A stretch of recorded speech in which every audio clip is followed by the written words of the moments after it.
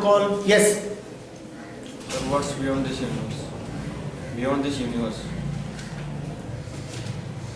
Beta, if I say there is something beyond this universe, you'll think of it and you'll become a part of this universe.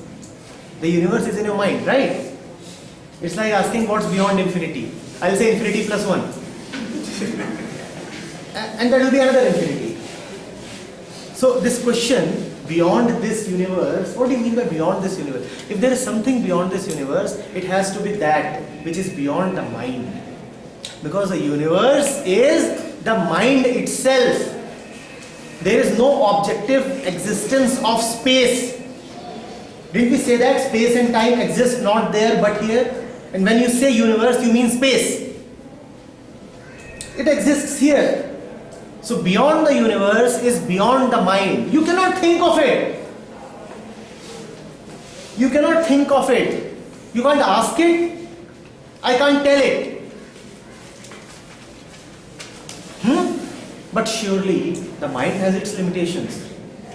So that means there is for sure something beyond the universe. If there is something beyond the mind and the universe is mind, then there is bound to be something beyond the universe as well. But don't think of it. Don't think of it. You will come to know, but don't think of it. Thinking will not take you there.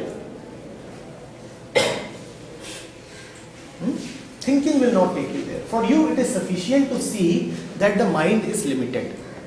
That the mind is limited. Limited by what? Limited by what? Its own thoughts, conditionings, past and experiences. That's all it knows.